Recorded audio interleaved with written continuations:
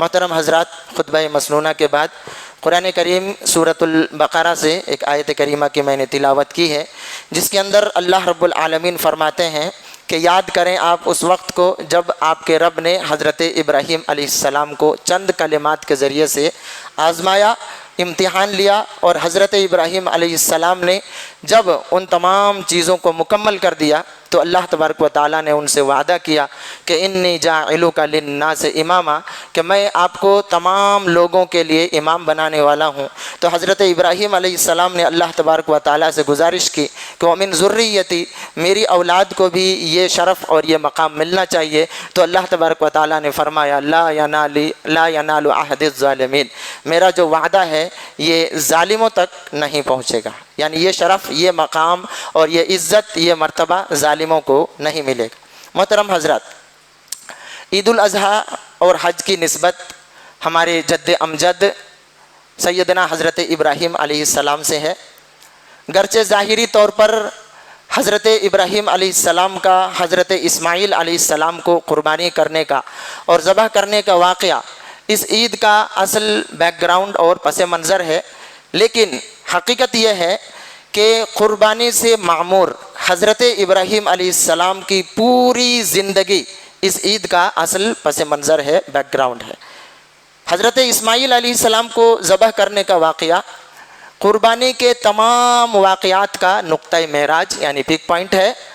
تو ہمیں چاہیے کہ ہم حضرت ابراہیم علیہ السلام کی پوری سیرت سے سبق حاصل کرنے کی کوشش کریں، پوری زندگی کو پڑھیں، مطالعہ کریں، اور اس سے کیا سبق ملتا ہے اس کو یاد رکھیں اور اس پر عمل کرنے کی کوشش کریں۔ محترم حضرات، حضرت ابراہیم علیہ السلام جس معاشرے میں پیدا ہوتے ہیں، مکمل بت پرست معاشرہ، دور دور تک حق کی کوئی کرن نہیں، حق کی کوئی روشنی نہیں، ایسے میں حق کی تلاش کرنا، اس کی کھوج کرنا، جستجو کرنے کے لیے کوشش کرنا، یہ بذات خود اور بجائے خود ایک بہت بڑا کارنامہ ہے، جبکہ ماحول کی تاریخی اکثر انسان کو باطل طریقے پر قائم رہنے کے لیے جواز فراہم کرتی ہے۔ جیسا ماحول ہے ویسا ہی انسان کرنے کی کوشش کرتا ہے، اور ماحول فورس کرتا ہے انسان کو، ہوا فورس کرتی ہے کہ جیسا معاشرہ، جیسا سماج چل رہا ہے آپ بھی ویسا ہی کریں۔ لیکن حضرت ابراہیم علیہ السلام نے اپنے آنکھیں تو کھولی، لیکن شعور کی آنکھ کھلتے ہی بتوں کی حقیقت کو پہچان گئے، بتوں کی حقیقت کو پہچان لیا، اور ان سے بیزاری اور دوری اختیار کر کے اس وقت تک چین سے نہیں بیٹھے جب تک ایک اللہ رب العالمین کی پہچان حاصل نہیں کر لی، جب تک اللہ واحد کی طرف نہ پہنچ گئے تب تک حضرت ابراہیم علیہ السلام چین سے نہیں بیٹھے۔ سماج اور معاشرے سے، ماحول سے خود کو یہ اطمینان نہیں دلایا کہ میں بھی اسی سماج اور معاشرے کا حصہ ہوں تو مجھے بھی ایسا ہی رہنا چاہیے، نہیں، بلکہ حضرت ابراہیم علیہ السلام نے ایک اللہ رب العالمین کی معرفت کو حاصل کیا اور اسی پر بالکل یکسو ہو گئے۔ حضرت ابراہیم علیہ السلام کا یہ وصف، آپ کا یہ کیریکٹر، آپ کی یہ عادت ہم تمام نوجوانوں کے لیے ایک ضرور پیغام رکھتا ہے کہ ماحول چاہے کچھ بھی ہو جائے، وقت کا دھارا اور ہوا کا رخ چاہے جدھر بھی ہو، آپ کو معلوم کرنا ہے، ادراک کرنا ہے کہ صحیح ڈائریکشن کیا ہے، صحیح رخ کیا ہے، اور اسی طرف آپ کو سفر شروع کرنا ہے، سفر طے کرنا ہے۔ حضرت ابراہیم علیہ السلام کی زندگی ہمیں یہ سبق دیتی ہے۔ اسی طریقے سے حضرت ابراہیم علیہ السلام نے حق کو تلاش کرنے کے لیے غیر شعوری یعنی انجانے طور پر سفر نہیں کیا، بلکہ اپنے عقل کا، دماغ کا، غور و فکر کا، تدبر کا استعمال کیا اور اللہ رب العالمین کی معرفت کو حاصل کر لی۔ بتوں کے بے جان ہونے، محتاج ہونے، ضرورت مند ہونے اور خود کسی کا محتاج ہونے کو سمجھنا، ستارے، چاند، سورج، ان کے مدھم پڑ جانے، روشنی ختم ہو جانے اور ڈوب جانے کو سمجھ جانے کے بعد یہ کہنا کہ میں ڈوبنے والوں کو پسند نہیں کرتا ہوں۔ حضرت ابراہیم علیہ السلام کا یہ طریقہ ہمیں یہ بتاتا ہے کہ حضرت ابراہیم علیہ السلام نے اندھی تقلید نہیں کی کہ باپ دادا جو کر رہے ہیں وہی ہمیں کرنا چاہیے، ایسا ہمیشہ ہرگز حضرت ابراہیم علیہ السلام نے نہیں کیا۔ حضرت ابراہیم علیہ السلام نے اپنے عقل سے کام لی، اور ہوتا یہی ہے کہ اگر آپ کو حق تلاش کرنا ہے، صحیح چیز تک پہنچنی ہے، تو آپ کو غور و فکر اور تدبر سے کام لینا پڑے گا. لیکن افسوس ہوتا ہے کہ دنیاوی معاملات میں ہم بہت غور و فکر کرتے ہیں, پڑھتے ہیں, سمجھتے ہیں, کوشش کرتے ہیں اور پھر حقیقت تک پہنچنے کی کوشش کرتے ہیں, لیکن جب دین کا معاملہ ہوتا ہے تو ہم اندھی تقلید شروع کر دیتے ہیں. باپ دادا نے کیا کیا, پہلے زمانے سے کیا چلا آ رہا ہے. حضرت ابراہیم علیہ السلام کی زندگی ہمیں یہ بتاتی ہے کہ اللہ تبارک و تعالیٰ نے ہر انسان کو عقل دیا ہے, غور و فکر کرنے کی طاقت دیا ہے, لہٰذا وہ سمجھے کہ صحیح راستہ کیا ہے, حق راستہ کیا ہے اور اس پر چلنے کی کوشش کرے. محترم حضرات, کامیابی کا سفر, ترقی کے مراحل طے کرنے کے لیے سب سے پہلے جو امپورٹنٹ چیز ہے وہ کیا ہے؟ شخصیت کا رخ, یعنی صحیح ڈائریکشن آپ کو فکس کرنا ہے اور اس پر یکسو ہو جانا ہے. حضرت ابراہیم علیہ السلام نے کیا کیا؟ اپنا ڈائریکشن مقرر کیا کہ مجھے کدھر جانا ہے اور اسی پر بالکل یکسو ہو گئے, کاربند ہو گئے. قرآن کریم کی یہ آیت اسی طرف اشارہ کرتی ہے کہ انی وجہت وجہی للذی فطر السماوات والارض, مجھے ان چیزوں کی طرف نہیں جانا ہے, درختوں کی طرف, بتوں کی طرف, ان معبودان باطلہ کی طرف نہیں جانا ہے. مجھے جانا ہے تو صرف اور صرف ایک اللہ رب العالمین کی طرف جانا ہے. تو یہ چیز ہمیں یہ بتاتی ہے کہ مزاج میں, آپ کے اعمال میں, آپ کے کردار میں تبدیلی اسی وقت آتی ہے جب آپ اپنا ڈائریکشن متعین کرتے ہیں. اگر آپ نے ڈائریکشن فکس کر لیا تو پھر کوئی شیطانی وسوسہ اور کوئی بھی نفسانی خواہش آپ پر غالب نہیں آ سکتا ہے. حضرت ابراہیم علیہ السلام سے ہمیں یہی سیکھ ملتا ہے کہ ہم اپنی زندگی میں اپنا ایک رخ متعین کریں کہ ایک اللہ رب العالمین کی طرف ہمیں پہنچنا ہے اور کسی بھی صورت میں پہنچنا ہے, اور اس راستے میں چاہے جس طرح کی بھی قربانی کی ضرورت پڑے ہمیں پیش کرنی ہے. اور حضرت ابراہیم علیہ السلام پہنچ گئے. محترم حضرات, ہر چیز کی بنیاد, جو کچھ بھی ہم کرتے ہیں اس کے پیچھے کوئی نہ کوئی مقصد ہوتا ہے. ہم کسی سے محبت کر کے پھر اپنا آگے کے اعمال کرنا شروع کرتے ہیں, لیکن ہماری جو محبت ہوتی ہے وہ بھی اس کے پیچھے کوئی نہ کوئی مقصد ضرور ہوتا ہے. لیکن حضرت ابراہیم علیہ السلام نے اللہ رب العالمین سے جو محبت کی وہ صرف اور صرف اخلاص کی بنیاد پر کہ اللہ تبارک و تعالیٰ وہ میرا فاطر ہے, وہ میرا خالق ہے, وہ مالک ہے, وہ رازق ہے, ہمیں اسی کی عبادت کرنی چاہیے. کسی شاعر نے کیا خوب کہا ہے کہ بڑا مشکل ہے محبت کی کہانی لکھنا, بڑا مشکل ہے محبت کی کہانی لکھنا, جیسے پانی پر پانی سے پانی لکھنا.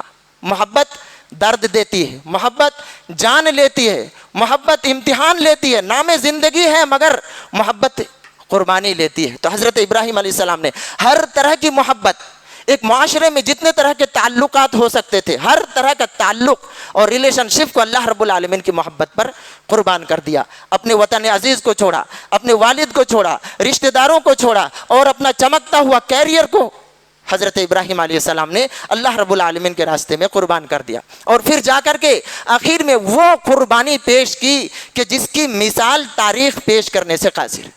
قیامت کی صبح تک ایسی قربانی کوئی پیش نہیں کر سکتا. ذرا سوچئے اور دماغ میں لائیے اس وقت کے ماحول کو کہ کیسا رہا ہوگا اس وقت کا سما. چاند نے دیکھا, سورج نے دیکھا, زمین و آسمان نے دیکھا, فرشتوں نے دیکھا, پوری مخلوق نے دیکھا کہ ایک باپ اپنے ہاتھوں سے کیسے اپنے بیٹے کے گردن پر چھری چلا رہا.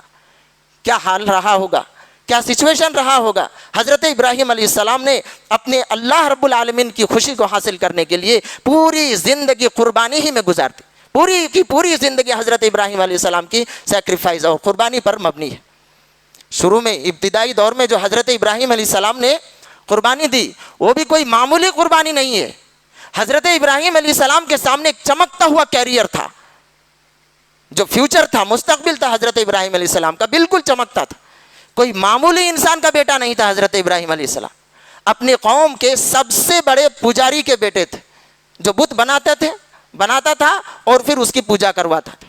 اگر حضرت ابراہیم علیہ السلام اپنے باپ کو نہ چھوڑتے, اپنے خاندان کو نہ چھوڑتے, وطن کو نہ چھوڑتے تو مستقبل میں باپ کی گدی مذہبی پیشوا کی حیثیت سے اس کو ملنے والی تھی, اور پھر پوجا پاٹ کی شکل میں مال و دولت کا انبار ان کے قدموں کے نیچے آنے والا تھا. لیکن یہی شان ہوتی ہے مردان خدا کی کہ مال و دولت کی انبار ان کو ان کے مقصد سے ہٹا نہیں سکتی ہے.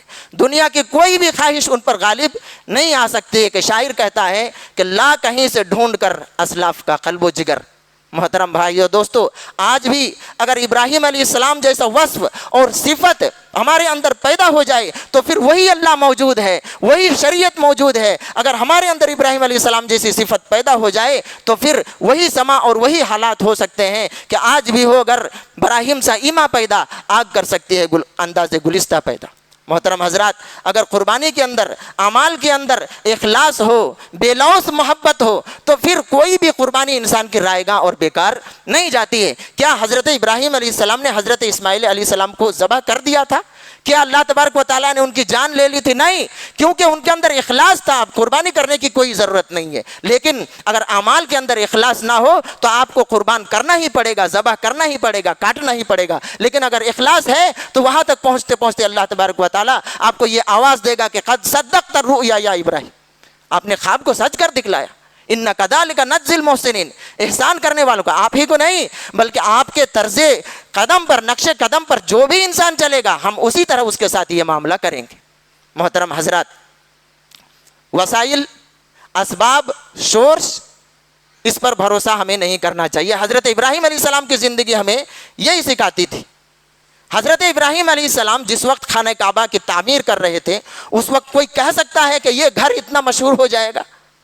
اس کے دل میں بھی یہ خیال آیا ہوگا، کوئی سوچا ہوگا، لیکن آج پوری دنیا کے اندر سب سے زیادہ زیارت کرنے والے خانہ کعبہ کے۔ تو یہ اخلاص اگر، محبت اگر کسی کام کے اندر شامل ہو جائے تو اللہ تبارک و تعالیٰ اس کو اتنا اونچا مقام عطا فرماتا ہے۔ محترم حضرات، قربانی اور عید الاضحیٰ کا اصل پس منظر حضرت ابراہیم علیہ السلام کی سنت ہے، لیکن اس موقع پر 10 ذی الحجہ کا انتخاب کرنا یہ تعلیم دیتا ہے کہ آج کا ہی وہ دن ہے کہ اللہ تبارک و تعالیٰ نے حضرت ابراہیم، یعنی 9 ذی الحجہ کا وہ دن ہے جس دن اللہ رب العالمین نے اس دین کو مکمل کرنے کی آواز دی اور یہ کہا کہ الیوم اکملت لکم دینکم واتممت علیکم نعمتی ورضیت لکم الاسلام دینا۔ یہ بھی ہمارے لیے باعث فخر ہے کہ اللہ تبارک و تعالیٰ نے اس دین کو مکمل فرمایا۔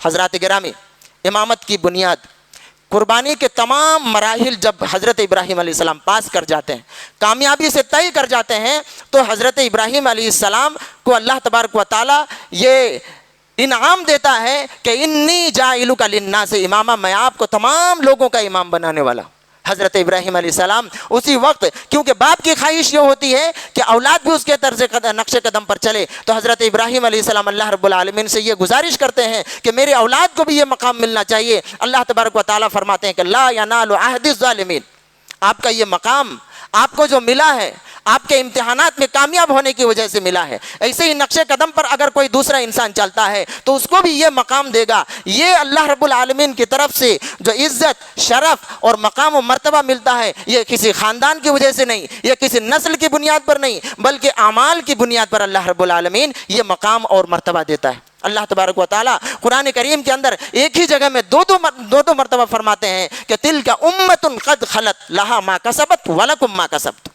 وہ امت تھی جو گزر چکی، اس کے لیے وہی عمل ہے جو انہوں نے کیا ہے اور آپ کو وہی ملے گا جو آپ کریں گے۔ ان کے اچھا کرنے کی وجہ سے یا ان کے برا کرنے کی وجہ سے آپ کو کوئی فرق پڑنے والا نہیں ہے۔ محترم حضرات، اس موقع پر ہمیں یہ بات بھی یاد رکھنی چاہیے کہ اللہ کے رسول صلی اللہ علیہ وسلم فرماتے ہیں کہ قربانی کا جانور نہ تو بچہ ہو اور نہ ہی بوڑھا ہو، بالکل جوان ہو، خوبصورت ہو، ہٹا کٹا ہو، موٹا تازہ ہو، اس کے اندر کوئی عیب نہ ہو۔ تو کیا یہ چیز ہمیں یہ نہیں سکھاتی ہے کہ ہمارے اندر بھی کوئی عیب نہیں ہونا چاہیے، ہمارے اندر بھی کوئی نقص نہیں ہونا چاہیے؟ ہماری وہ عبادت جو جوانی کے ایام میں ہوتی ہے اللہ تبارک و تعالیٰ کو سب سے زیادہ پسند ہے۔ اللہ کے رسول صلی اللہ علیہ وسلم فرماتے ہیں شاب نشا فی عبادت اللہ، وہ نوجوان جو اللہ کی عبادت میں پروان چڑھا ہو، ایسا نوجوان اللہ رب العالمین کے عرش کے سائے کے نیچے کل قیامت کے دن ہوگا۔ تو ہماری عبادت کے اندر بھی کوئی خامی نہیں آنی چاہیے، کوئی نقص آنی نہیں چاہیے، اور سب سے بڑی خامی، سب سے بڑی کمی یہ ہے کہ ہمارے اندر شرک آ جائے۔ اگر شرک آ گیا تو پھر کوئی بھی عمل قابل قبول نہیں ہوگا۔ اس موقع پر یہ بات بھی یاد رکھنی چاہیے کہ بہت سارے بھائی ایسے ہیں جو قربانی کے جانور میں بہت اہتمام کرتے ہیں، خریدنے میں بہت خوبصورت اور بہت روپیہ پیسہ خرچ کرتے ہیں، لیکن نمازوں کی کوئی پابندی نہیں۔ ایک بات آپ یاد رکھیں کہ توحید کے بعد دوسرے نمبر پر نماز کا نمبر ہے۔ اگر نماز نہیں تو آپ کچھ بھی کر لیں، کوئی بھی عمل آپ کا قابل قبول نہیں ہوگا۔ توحید کے بعد سب سے پہلے توحید اور اس کے بعد نماز. اگر نماز نہیں ہے تو باقی کے جتنے بھی اعمال کریں گے سب بیکار ہو جائیں گے, سب رائے گاہ ہو جائیں گے. اس لیے ہمیں اور آپ کو چاہیے کہ توحید کے ساتھ ساتھ ہم نمازوں کی بھی پابندی کریں کہ قیامت کے دن سب سے پہلے نماز کے متعلق سوال کیا جائے گا. اگر نماز آپ کی صحیح ہے تو ساری چیزیں صحیح ہو جائیں گی, اور اگر نماز خراب ہو جائے گی تو پھر ساری چیزیں آپ کی خراب ہو جائیں گی. محترم حضرات, حضرت ابراہیم علیہ السلام کے کیریئر سے جڑا اور ان کی زندگی سے جڑی ہماری یہ عید ہمیں یہ پیغام دیتا ہے کہ عید الاضحیٰ کے موقع پر اور اس تمام موقع پر ہم اپنے اندر توحید کی دولت کو بسائیں, توحید کو مضبوط کریں. اگر ہم نے توحید کو مضبوط نہیں کیا تو پھر ہماری یہ عید بیکار ہو جائے گی, کیونکہ حضرت ابراہیم علیہ السلام کی پوری زندگی کا نچوڑ اور سب سے مضبوط مسئلہ جو ہے وہ توحید کا مسئلہ ہے. لہٰذا ہمیں چاہیے کہ ہم اپنے اندر توحید کی دولت کو بھریں اور توحید کو مضبوط کریں. محترم حضرات, اس موقع پر, عید کے موقع پر حضرت ابراہیم علیہ السلام کا واقعہ ہمیں یہ یاد دلاتا ہے کہ آج اس مسجد میں یا کہیں بھی میدان میں اگر ہم اکٹھے کھڑے ہیں تو یہ روز محشر کا ہمیں یاد دلاتا ہے. اور حضرت ابراہیم علیہ السلام نے یہی پیغام دیا تھا کہ وَإِبْرَاهِيمَ الَّذِي وَفَّى أَلَّا تَزِرُ وَازِرَةٌ وِزْرَ أُخْرَى. ابراہیم علیہ السلام نے پورا پیغام لوگوں تک پہنچا دیا کہ کوئی کسی کا بوجھ بالکل نہیں اٹھائے گا, لہٰذا اپنا بوجھ خود اٹھانے کے لیے آپ تیار ہو جائیں. یہ عید کا میدان اور عید کی مسجد ہمیں یہی یاد دلاتی ہے. محترم حضرات, آخر میں حضرت ابراہیم علیہ السلام کی یہ تعلیم بھی ہے کہ بل تؤثرون الحیات الدنیا, تم دنیاوی زندگی کے پیچھے پڑے ہوئے ہو, دنیاوی زندگی کو ترجیح دیتے ہو. حقیقت یہ ہے کہ آخرت بہت ہی بہتر اور سب سے بھلی چیز ہے. حاضرین کرام, آخر میں میں اپنے ماؤں اور بہنوں سے گزارش کرتا ہوں کہ اس موقع پر خصوصی طور پر آپ تمام حضرات سے, تمام پردہ نشین عورتوں سے جو عمل مقصود ہے وہ صدقہ کرنا ہے. اللہ کے رسول صلی اللہ علیہ وسلم عید کے موقع پر عورتوں کی طرف خصوصی توجہ دیتے اور فرماتے کہ عقل کی کمزوری کی وجہ سے, معذوری کی وجہ سے تم سے بہت زیادہ گناہ ہو جاتے ہیں, لہٰذا تم صدقہ و خیرات کرو. اور جیسے اللہ کے رسول صلی اللہ علیہ وسلم صدقہ کرنے کی بات کرتے ہجوم لگ جاتا تھا اور عورتیں اپنے زیورات تک کھول کر کے اللہ کے رسول صلی اللہ علیہ وسلم کے خدمت میں حاضر کر دیتی تھی. آخر میں ہم اللہ تبارک و تعالیٰ سے یہ دعا کرتے ہیں کہ اللہ تبارک و تعالیٰ ہمیں امن اور سکون کے ساتھ عید کی نماز کے بعد کے جو کام ہیں اللہ تبارک و تعالیٰ ہمیں وہ کرنے کی توفیق عطا فرمائے. الہ العالمین, ہم میں سے جو بھی پریشان ہیں ان کی پریشانی کو تو دور فرما, جو بھی بیمار ہے اللہ رب العالمین ان کو شفائے کاملہ عاجلہ عطا فرما, جو لوگ بے اولاد ہیں اللہ تعالیٰ ان کو اولاد کی نعمت سے نواز دے. الہ العالمین, جو لوگ مقروض ہیں ان کی پریشانی کو بھی دور فرما.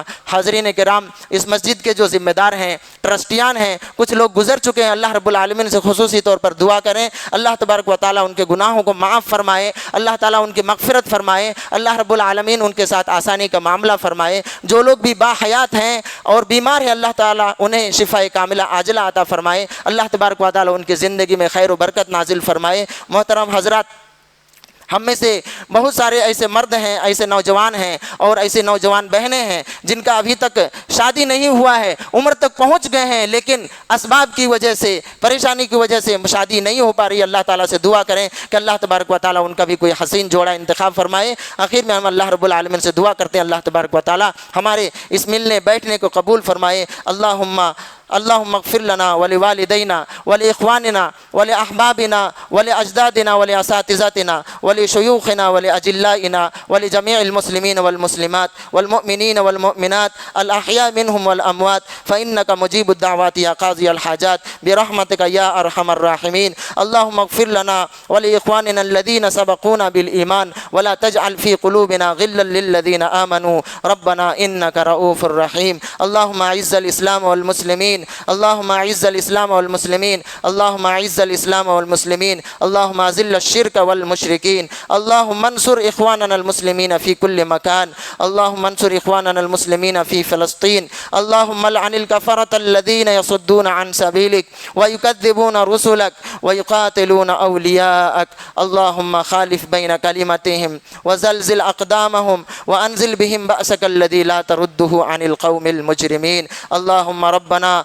آتنا في الدنيا حسنة وفي الآخرة حسنة وقنا عذاب النار. اللهم ربنا تقبل منا إنك أنت السميع العليم وتب علينا إنك أنت التواب الرحيم. سبحان ربك رب العزة عما يصفون وسلام على المرسلين والحمد لله رب العالمين. والسلام عليكم ورحمة الله وبركاته.